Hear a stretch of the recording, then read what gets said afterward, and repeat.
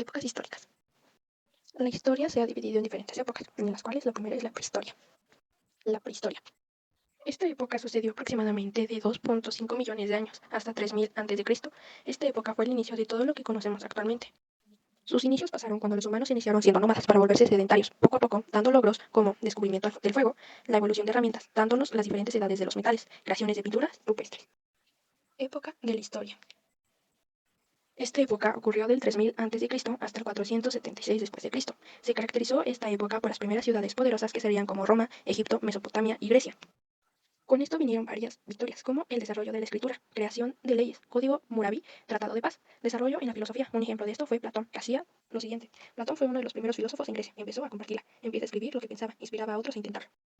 Y esta época concluyó con la caída del Imperio Romano de Occidente en 476 después de Cristo. Edad Media. Inició en 476 para concluir en 1453. Esta edad inició que las ciudades empezaran a tomar poder. También la época trajo consigo el oscurantismo que sometía al pueblo a la autoridad. Esta época tuvo como final la caída de Constantinopla en 143 y el inicio del Renacimiento. Edad Moderna.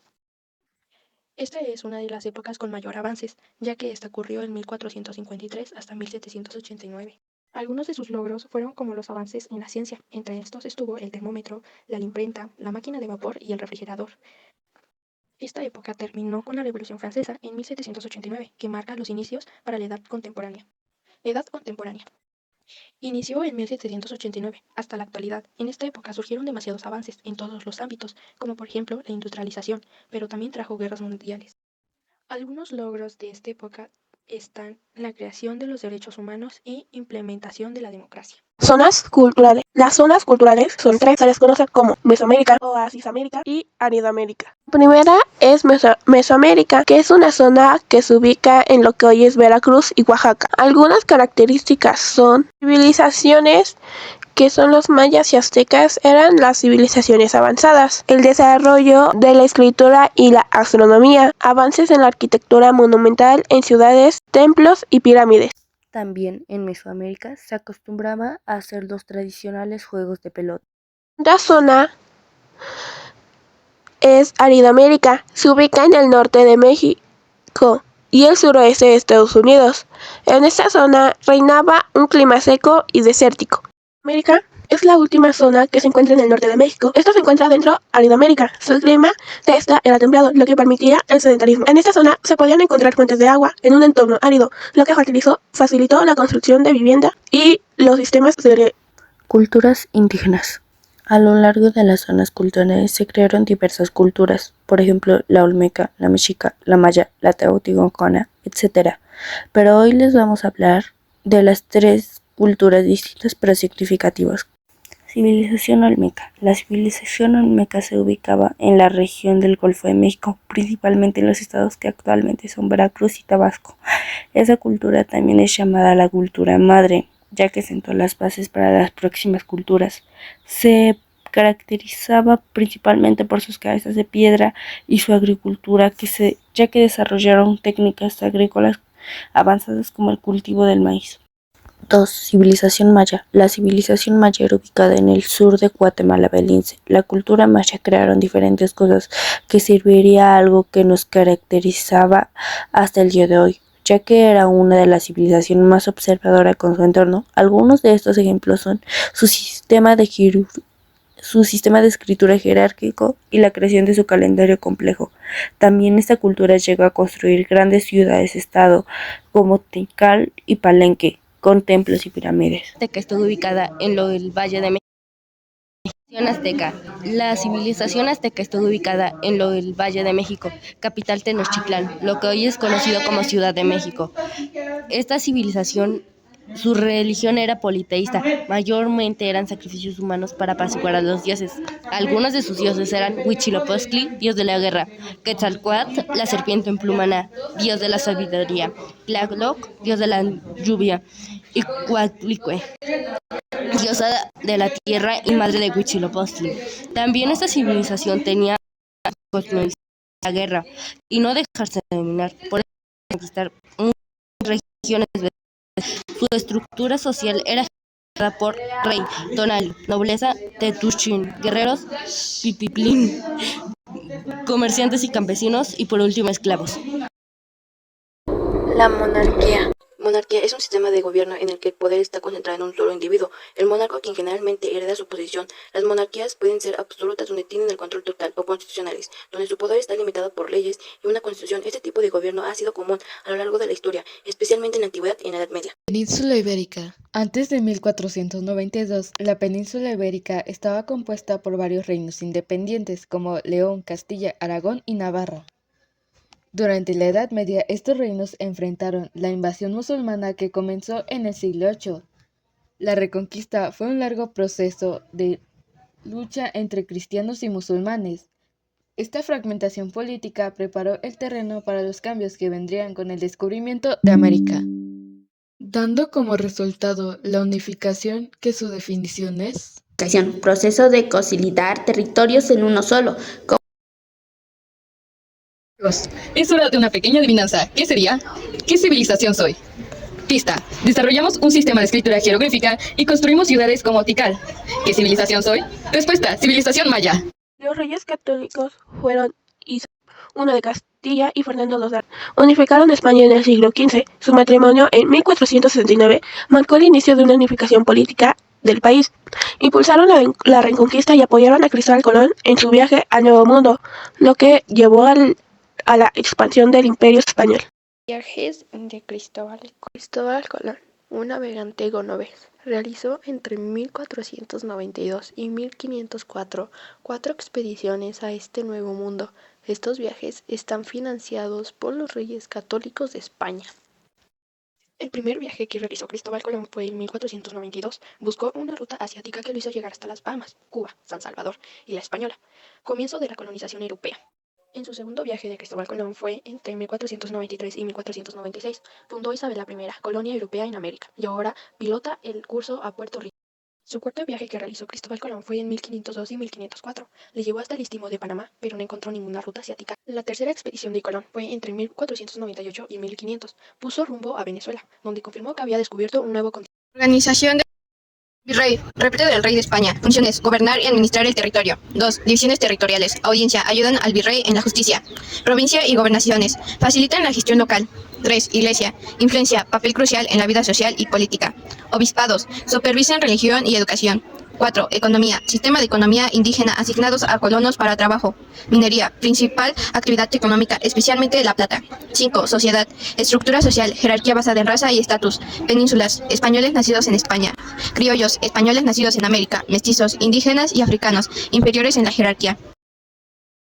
Clases sociales en Nueva España. En Nueva España existieron diferentes clases sociales que serían: 1. Peninsulares o españoles. Definición: son españoles nacidos en España. 2. Criollos. Eran españoles nacidos en América. Tenían derechos menos que los peninsulares a pesar de su riqueza. 3. Mestizos. Los mestizos eran hijos de españoles e indígenas. Pertenecían a la clase media con acceso limitado a privilegios. 4. Indígenas. Era la población nativa de América. Aquellos sufrían explotación y eran considerados de menor estatus. las 13 colonias. La victoria de las 13 colonias marcó a algunos países de América, fundando los principios de libertad y autodeterminación, cuyo legado sigue resonando hasta nuestros días. Sin embargo, no tuvieron relación directa de aportación a México. Como nación independiente, México por su parte era la Nueva España bajo el dominio español durante el periodo de existencia de las 13 colonias. Si bien hubo interacciones comerciales y algunas tensiones geopolíticas entre las potencias coloniales europeas, en el continente americano las 13 colonias no tuvieron aportaciones significativas al desarrollo cultural de lo que hoy conocemos como México. Reformas borbónicas. Las reformas borbónicas fueron una serie de cambios administrativos, económicos y políticos implementados por la monarquía española durante el siglo XVIII bajo el reinado de los reyes Borbones. El objetivo principal era modernizar el imperio, caracterizar el poder de la corona y aumentar los ingresos.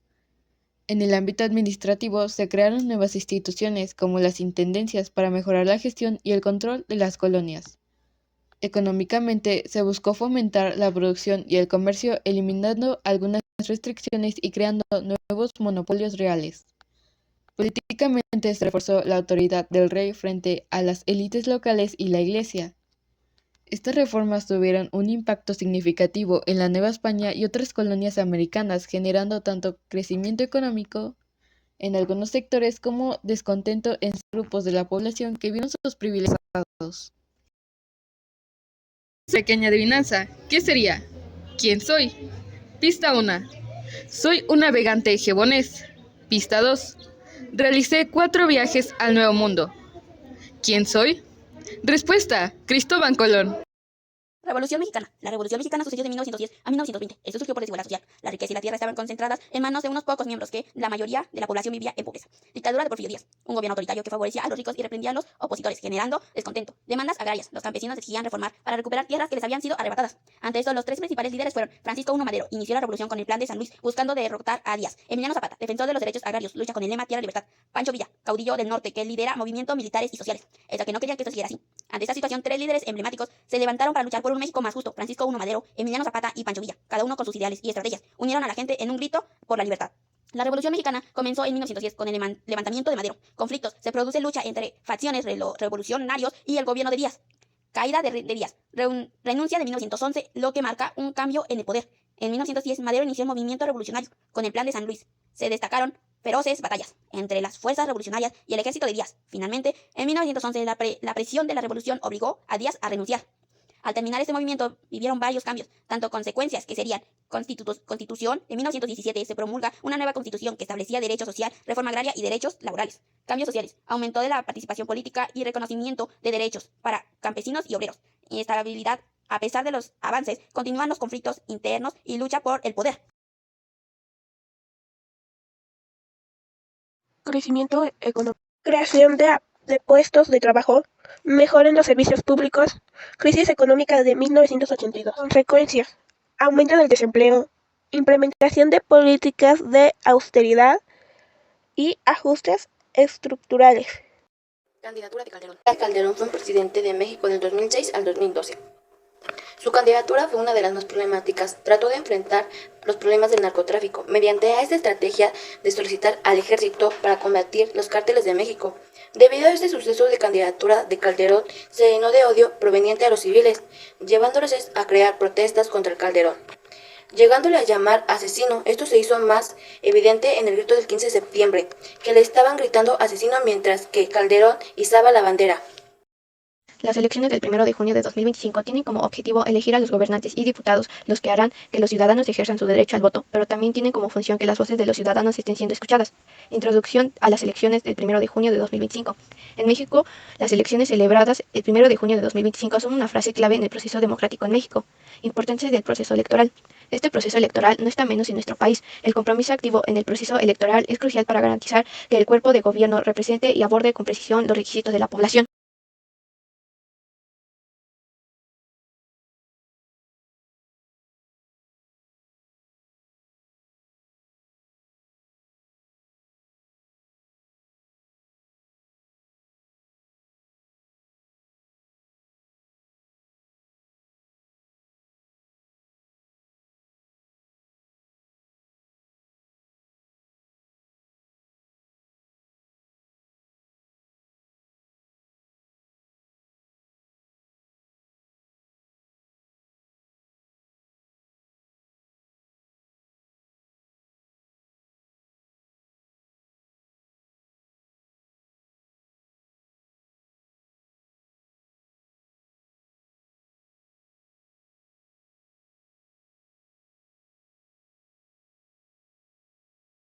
Revolución Mexicana. La Revolución Mexicana sucedió de 1910 a 1920. Esto surgió por desigualdad social. La riqueza y la tierra estaban concentradas en manos de unos pocos miembros que la mayoría de la población vivía en pobreza. Dictadura de Porfirio Díaz. Un gobierno autoritario que favorecía a los ricos y reprendía a los opositores, generando descontento. Demandas agrarias. Los campesinos exigían reformar para recuperar tierras que les habían sido arrebatadas. Ante esto, los 3 principales líderes fueron Francisco I. Madero, inició la revolución con el Plan de San Luis, buscando derrotar a Díaz. Emiliano Zapata, defensor de los derechos agrarios, lucha con el lema Tierra Libertad. Pancho Villa, caudillo del norte, que lidera movimientos militares y sociales. Es que no querían que esto siguiera así. Ante esta situación, 3 líderes emblemáticos se levantaron para luchar por un México más justo: Francisco I. Madero, Emiliano Zapata y Pancho Villa, cada uno con sus ideales y estrategias. Unieron a la gente en un grito por la libertad. La Revolución Mexicana comenzó en 1910 con el levantamiento de Madero. Conflictos. Se produce lucha entre facciones revolucionarios y el gobierno de Díaz. Caída de Díaz. Renuncia de 1911, lo que marca un cambio en el poder. En 1910, Madero inició el movimiento revolucionario con el Plan de San Luis. Se destacaron feroces batallas entre las fuerzas revolucionarias y el ejército de Díaz. Finalmente, en 1911, la presión de la revolución obligó a Díaz a renunciar.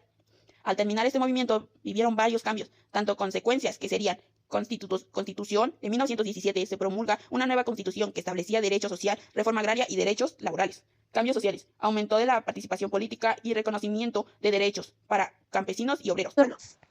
1940-1970.